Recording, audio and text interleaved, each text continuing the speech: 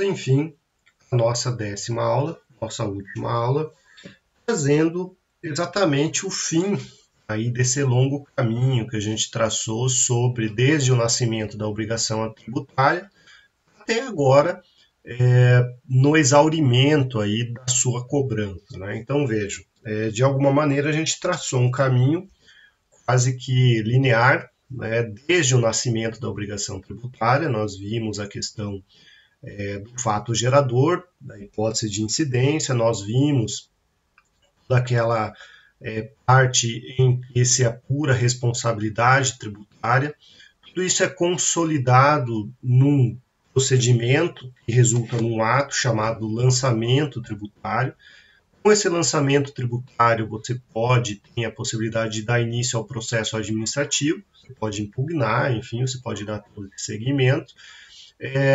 Com essa impugnação, você suspende a exigibilidade do crédito tributário, ou, num caminho seguinte, você pode extinguir esse crédito tributário, né? Se você for fazer um pagamento, por exemplo, você está extinguindo esse crédito tributário, ou não o fazendo, você avança aquele tópico da aula que a gente falou sobre certidão negativa, sobre garantias do crédito tributário, como ele é tratado de uma forma aí especial, né, frente aos outros débitos, frente aos outros tipos aí de relação jurídica.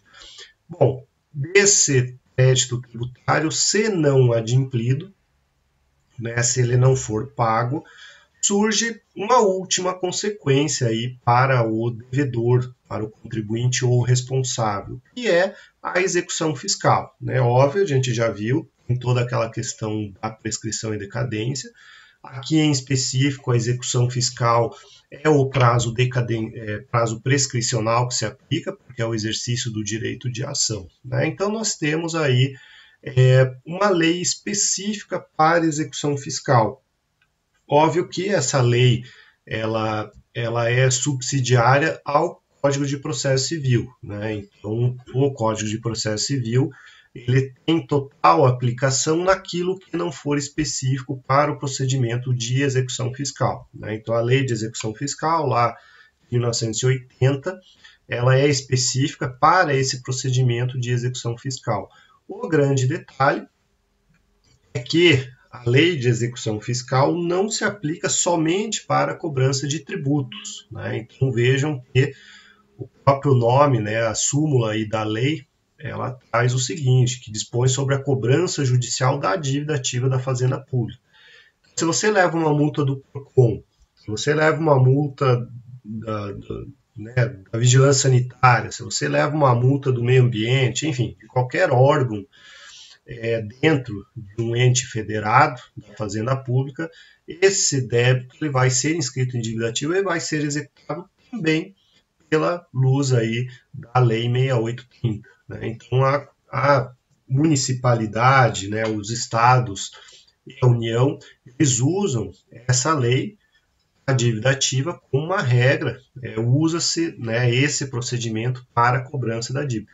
Não é uma lei especificamente para o tributo, muito embora ela esteja concebida, né, para o tributo, mas ela vale para qualquer dívida ativa aí da Fazenda Pública, né? Então, a aplicação dessa regra, essa norma, está aí prevista no próprio artigo 1º, trazendo, né, que a execução judicial ela se aplica aí para União, Estados, municípios e respectivas autarquias. Vejam que as autarquias elas têm essa prerrogativa também de executar aí pela via da execução fiscal, né? E subsidiariamente nós temos o CPC aí para dar força ou suprir as lacunas dessa lei, que é bastante enxuta aí, 42 artigos só, é bastante breve essa lei. Traz os contornos específicos, né, da dívida ativa. Bom, o que é a tal da dívida ativa? Bom, o conceito vem aí do artigo 2º dessa Lei 6830, Lei de Execução Fiscal.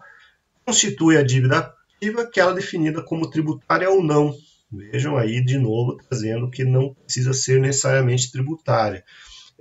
Dívida ativa é um procedimento realizado pela Procuradoria, né, a Procuradoria da Fazenda, e aí, óbvio, a lei traz que a dívida ativa da União será inscrita pela Procuradoria da Fazenda Nacional, óbvio, né, mas nós temos as procuradorias municipais e estaduais, né, em que também haverá essa inscrição.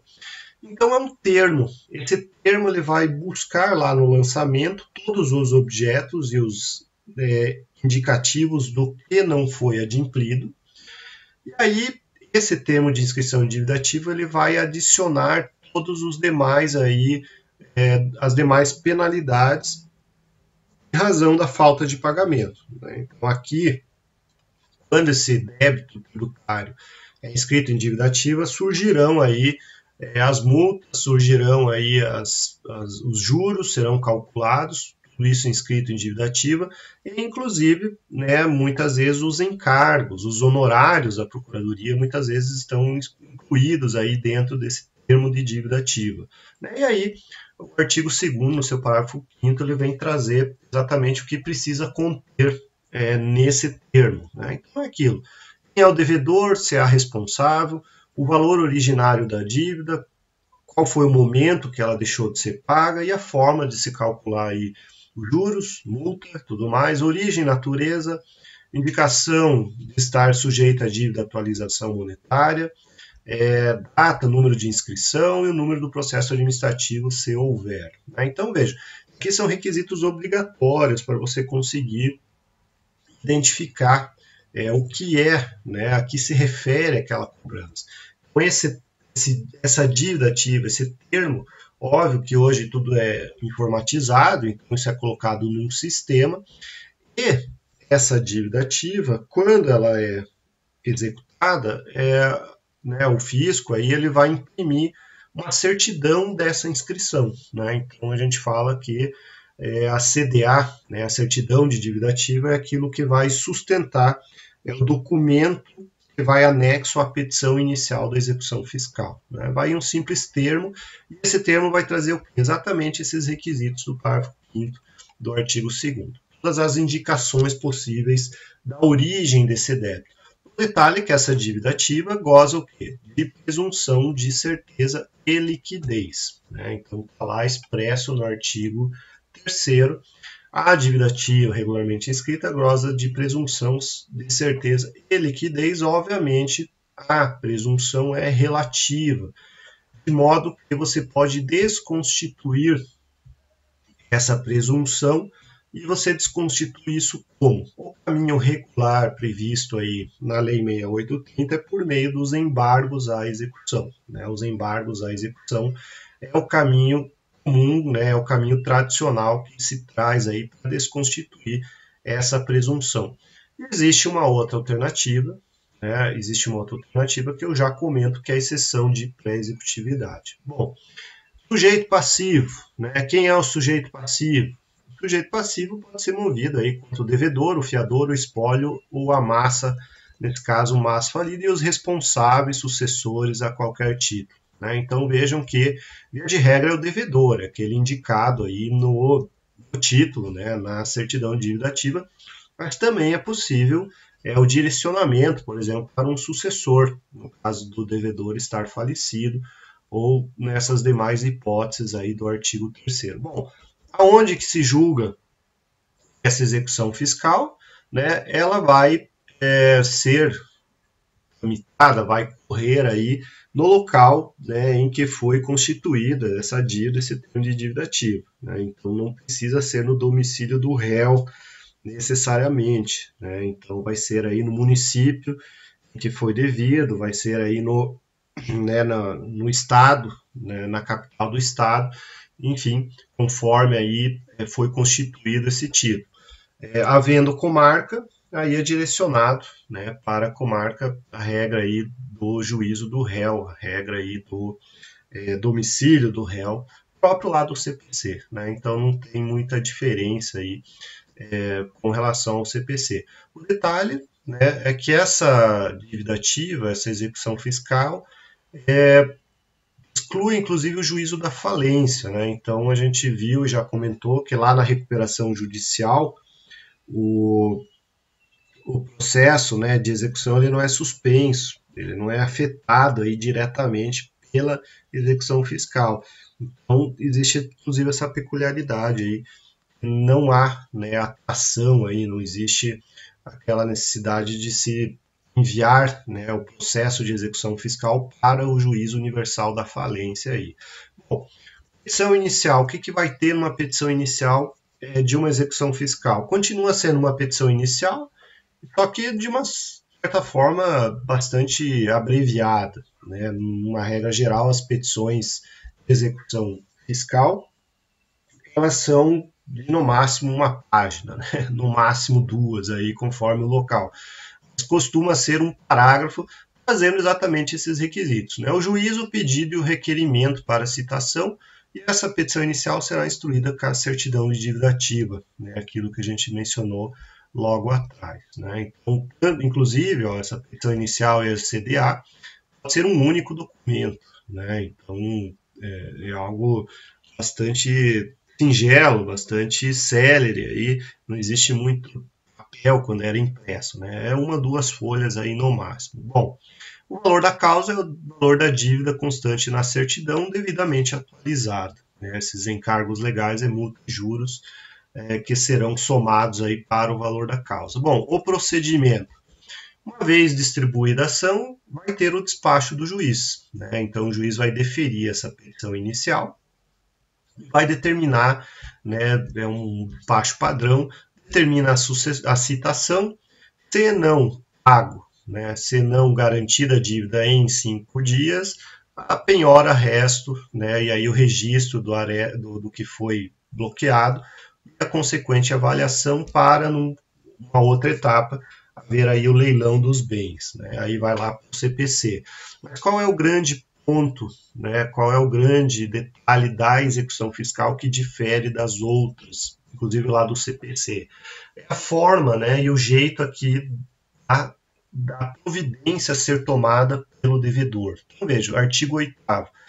O executado será citado para, no prazo de 5 dias, óbvio, hoje é tudo dia útil, pagar a dívida, né, ou garantir a execução. Então, vejam, na execução fiscal, existem duas alternativas. Uma é pagar a dívida ou garantir a execução fiscal. Aí vem a discussão doutrinária que foi para o âmbito jurisprudencial e foi acolhida de modo bastante amplo por todos os tribunais e hoje não tem mais discussão. Imagine que você, né, nunca foi proprietário de um imóvel e não tem relação nenhuma com uma chácara lá em Foz do Iguaçu, né, e você nem tem ideia que aquilo existe. De repente você recebe uma carta de citação de uma execução de, sei lá, 80 mil reais de IPTU daquela chácara, né, IPTU, ITBU, o ITR, enfim, tanto faz, conforme o exemplo. Você recebe aí uma citação para pagar 80 mil reais. Vejam, no artigo 8º, o que você tem aí de possibilidade? Pagar em 5 dias ou garantir a execução. Porque veja o tamanho desse problema. Garantir a execução, você vai ter que dar um jeito de arranjar 80 mil reais em patrimônio para poder discutir essa multa, esse tributo, né? Então vejam como que essas duas únicas hipóteses de pagar a dívida ou garantir a execução pode trazer situações injustas, né? Você nunca ouviu falar, nunca esteve em Foz do Iguaçu e de repente você recebe uma citação lá para pagar 80 mil reais. Se você for garantir a execução e seguir o rito da lei de execução fiscal, você já vai estar afetando um patrimônio seu para poder discutir aquela dívida. Então surge aí na doutrina e na jurisprudência um caminho, uma alternativa para resolver essa situação. E a gente dá o nome de exceção de pré-executividade. Então, quando a execução é absolutamente equivocada, né, você consegue demonstrar sem nenhuma necessidade de provas ou de uma análise mais profunda que aquele valor é indevido, você protocola uma exceção de pré-executividade, né? E aí qual é o prazo? Não existe, é uma construção doutrinária. Qual é a forma? Também não existe, é uma construção doutrinária. E o que acontece com a execução? Também não tem disposição legal sobre isso. Então, o que acontece na prática? Quando você protocola uma exceção de pré-executividade, isso volta para o juiz. O juiz geralmente dá prazo para o Estado se manifestar. Depois que o Estado se manifesta, o juiz vai decidir sobre essa execução fiscal. Na prática, você consegue fazer uma defesa aí preliminar, consegue aí ganhar tempo ou demonstrar situação absolutamente indevida. Isso é bastante comum quando a gente advoga nessa área. Débitos prescritos, por exemplo, débitos lá da década de 90, de repente vem aí dentro de uma execução fiscal. Facilmente você demonstra, né, é só apontar para o juiz, falando, ó, juiz, essa dívida aí há 20 anos parada, não jamais poderia ser objeto aí de uma execução fiscal. Então, são situações da prática, no dia a dia, que exigem, né, o cliente ou você, porque não quer pagar e nem garantir a execução, porque é um absurdo aquilo que está sendo cobrado. Então, a exceção de executividade vai suprir aí, vai ser uma espécie de defesa preliminar que todo mundo acaba se utilizando. Essa exceção de pré-executividade, assim que decidida, é uma decisão interlocutória, cabe agravo aí, caso você não fique satisfeito com a decisão. Bom, essa citação para pagar em 5 dias ou garantir a execução, ela é via de regra pelo correio, né, normal, citação pelo correio. Óbvio, depois disso tem o meio do oficial de justiça e, por último, o edital, vale a regra aí do CPC. Bom, a garantia do juízo, né, a garantia do juízo, ela vai ter um efeito, né, de suspender a execução fiscal, para depois a gente já vai ver entrar com os embargos à execução. Né? Então, se realmente existe uma discussão sobre a dívida, se você, né, vamos imaginar que você está fazendo uma operação de créditos lá para pagar menos tributo, o fisco vai lá e não homologa aquilo, e existe uma tese judicial por trás dessa compensação com créditos, o que acontece? Você garante o juízo, entra com a via comum, a via ordinária aí de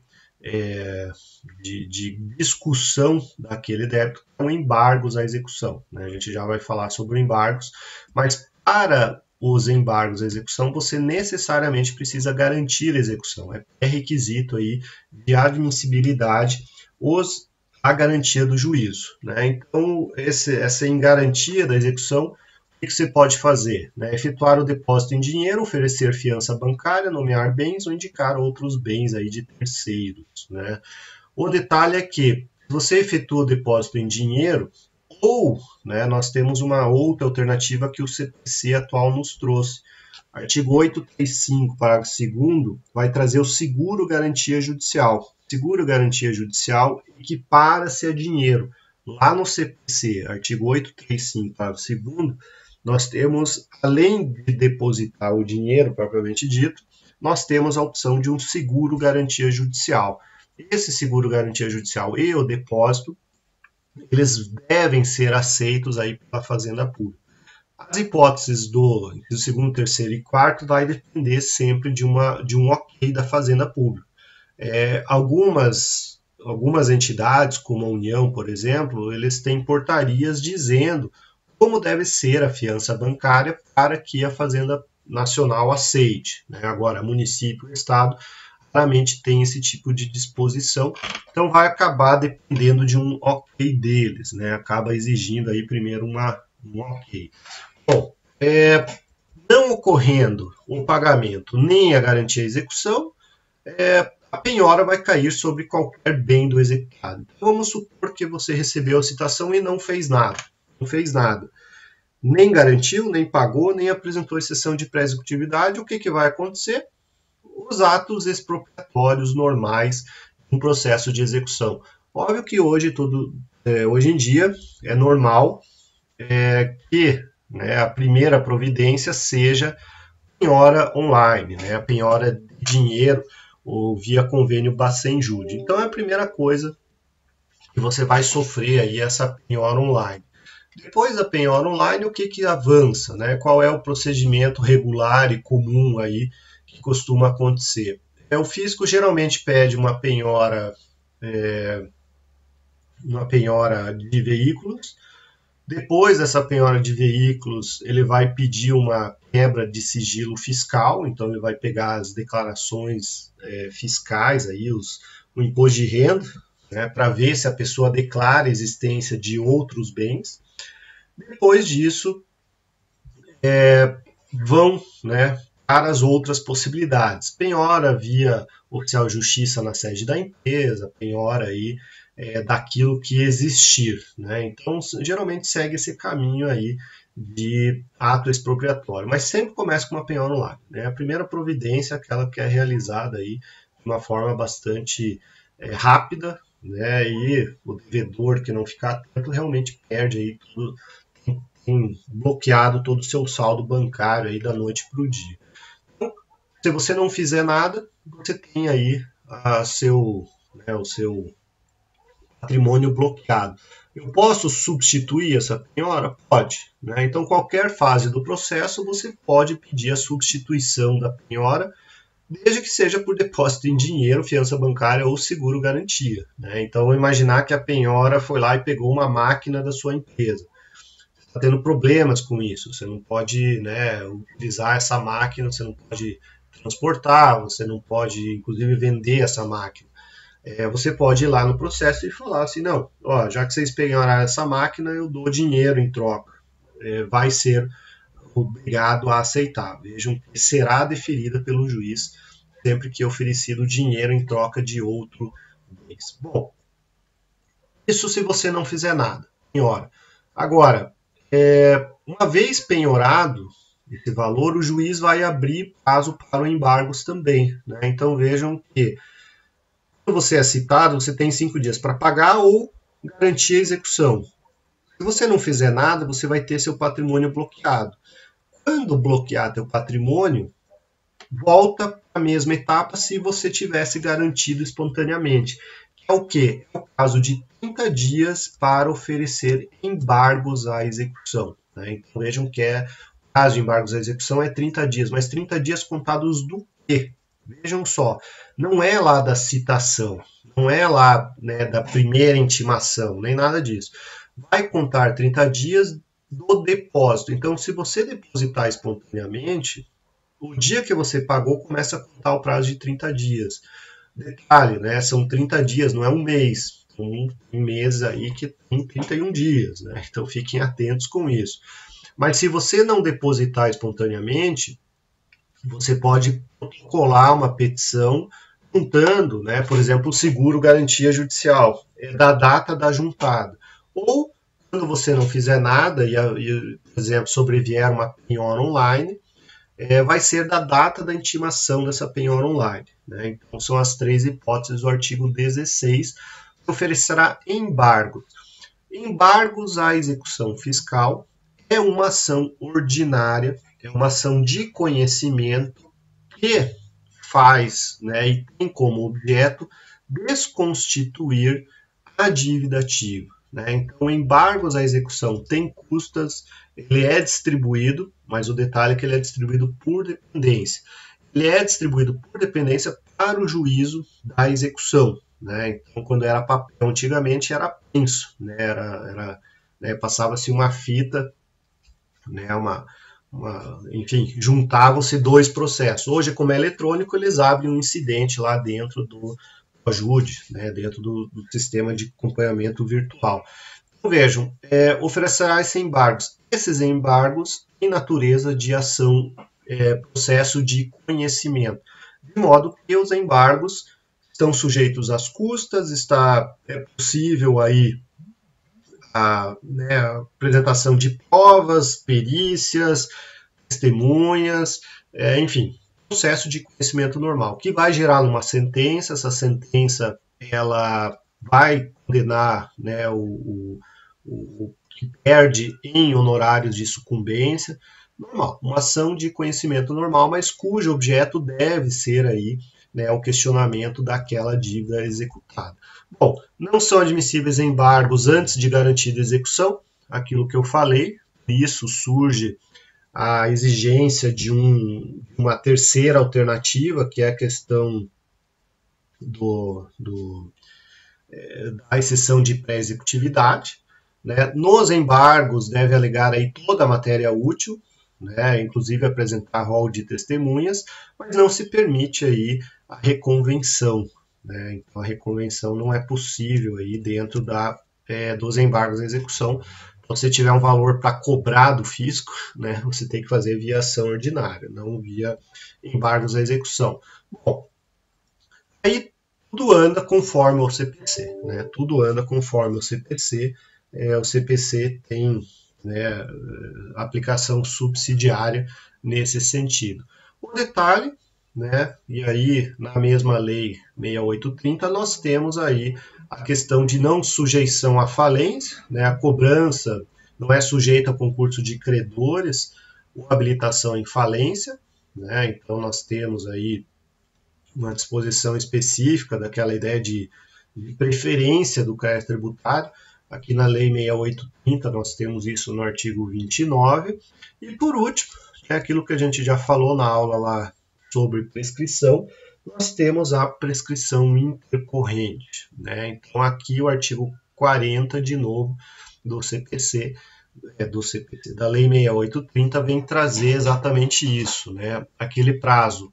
E quando que isso acontece? Vejam, a jurisprudência do STJ julgou em 2019 falando quando que se começa a correr esse prazo de um ano, sacado aí no parágrafo 2º. Até antes do STJ decidir essa questão, como é que funcionava a coisa, né? Na execução fiscal você tem os atos expropriatórios. Então, a Fazenda Pública ela tentava penhora online e não conseguia. Tentava penhora de veículo, não conseguia. Quebrava o sigilo fiscal, não achava nada. Mandava oficiar a justiça, não encontrava nada. Esperava mais um pouco, tentava uma nova penhora online e não conseguia nada. Aí que, né, entrava para o primeiro ano desse prazo aqui de prescrição intercorrente.